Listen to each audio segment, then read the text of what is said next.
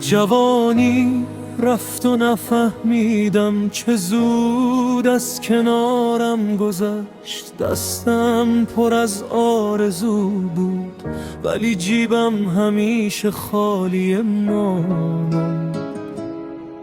هر روز دنبال فردا، تمام امروز را باختم. به امید روزهای بهتر به خودم فرصت ندادم.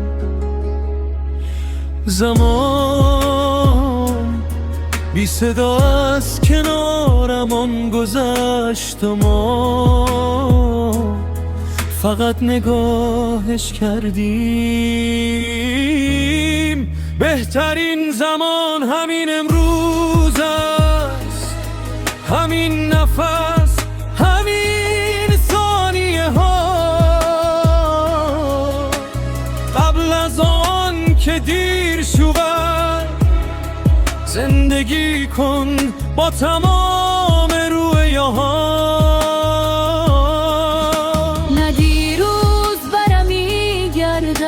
نه فردا غالی داده است، تمام زندگی همین لحظهایی است که مانده است.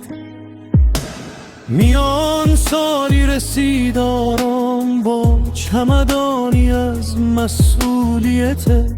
پول آمد اما وقت رفت. ساعت از من جلوتر بود و من از خودم عقب ماندم. هرچه ساختم برای فردا از امروز جا ماندم.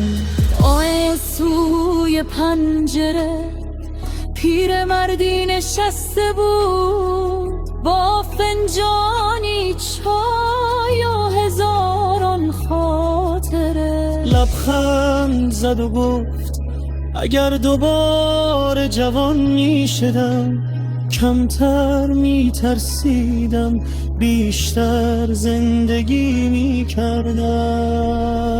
بهترین زمان همین امروز است، قلبت را به دنیا بسپار. اگر رویایی داری همین حالا آغاز کن. نه پول میماند، نه وقت رفت، نه حتی جوانی. تنها چیزی که میماند خاطره یه لحظه هاییست که با عشق زندگی کردی.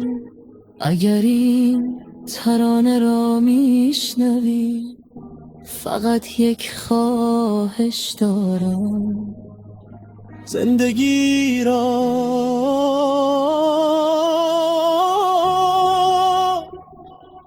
به فردا نسپار. چون شاید بهترین زمان